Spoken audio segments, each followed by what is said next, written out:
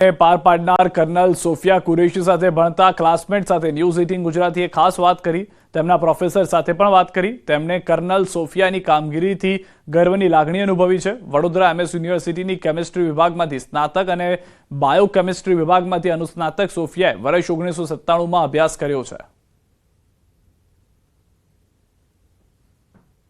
આ પરાક્રમની અંદર સોફિયા કુરેશીએ જે આગળ પડતો ભાગ ભજવ્યો છે, લીડરશિપ ભજવી છે, એ જ્યારે અમને ખબર પડી ત્યારે અમને એટલી બધી ગર્વની લાગણી અનુભવ્યા કે અમે એને શબ્દોમાં વ્યક્ત કરી શકીએ એમ નથી।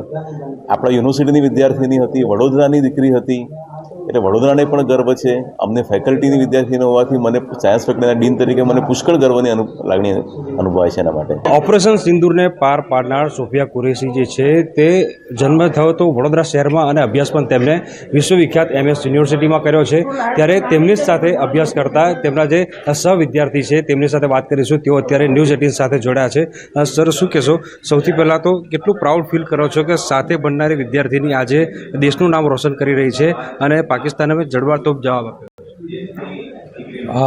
એક ખૂબ જ ગર્વની લાગણી છે કે આ મુકામે અમારી ક્લાસમેટ પહોંચી છે અને આખા દેશને જ્યારે સંબોધન કર્યું ત્યારે અમારે ગર્વની લાગણીનો કોઈ પાર નહોતો। સર, એમના અભ્યાસની વાત કરીએ તો કઈ સાલમાં તમે સાથે ભણતા હતા અને ભણતા હતા એ સમયગાળો જે છે એ કયા પ્રકારનો હતો તમે જ્યારે સાથે ભણતા હતા? અમે જ્યારે ભણતા હતા ત્યારે એટલે 1995થી 97ની બેચ હતી અમારી, 2 વર્ષનો ગાળો હતો અમે જ્યારે જોડે રહ્યા હતા। અને ત્યારે એ જમાનામાં ઇન્ટરનેટ કે એવી કોઈ સુવિધા નહોતી, એટલે અમે લોકો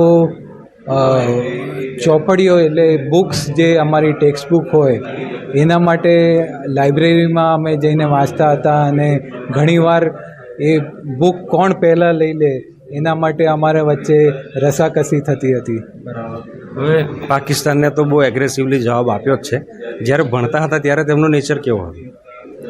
ત્યારે ભણતા હતા ત્યારે એમનું નેચર આર્મીમાં હોવા છતાં, એમના ફાધર આર્મીમાં હોવા છતાં એમનો નેચર ખૂબ જ સરળ હતો, મિલનસાર હતો અને હસમુખી સ્વભાવના હતા અને એમને કોઈ પણ વાતનું ખોટું નહોતું લાગતું અમે જ્યારે હસી મજાક કે કંઈ બી એવી વાતો કરીએ, કારણ કે ફ્રેન્ડ્સની વચ્ચે તો ખૂબ જ હસી મજાક ને એવું થતું હોય।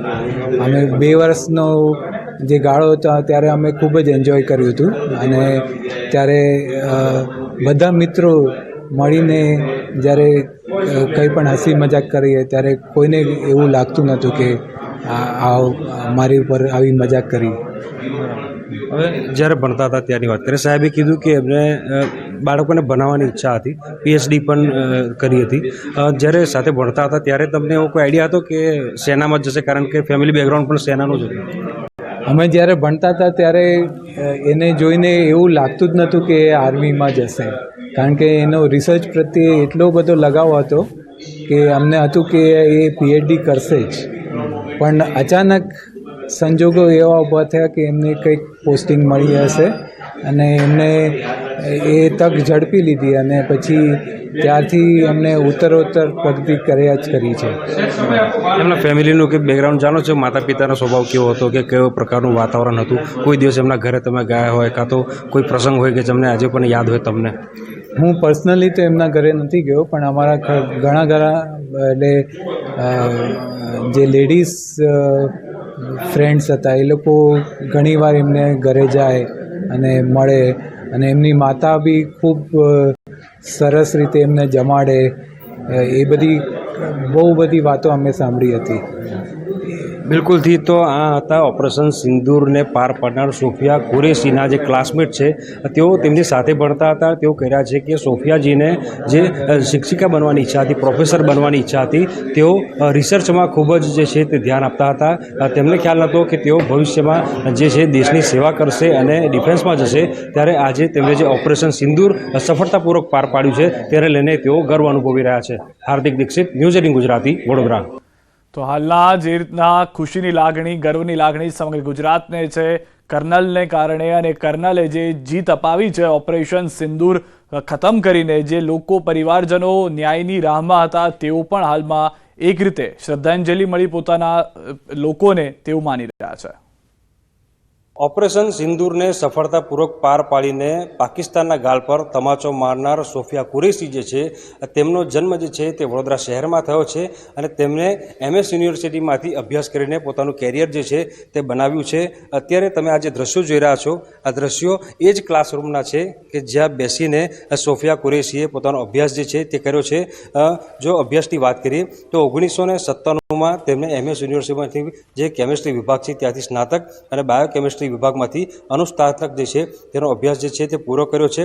તેમના સહમિત્રો સાથે વાત થઈ, તેમની સાથે ભણનાર મિત્રો સાથે વાત થઈ તો તેમણે કીધું કે જ્યારે તેઓ સાથે ભણતા હતા ત્યારે કોઈને અંદાજો પણ નહોતો કે સોફિયા જે છે તે અત્યારે ડિફેન્સમાં જશે અને દેશ અને દુનિયામાં પોતાનું નામ જે છે તે રોશન કરશે અને દેશની આ પ્રકારે સેવા કરશે.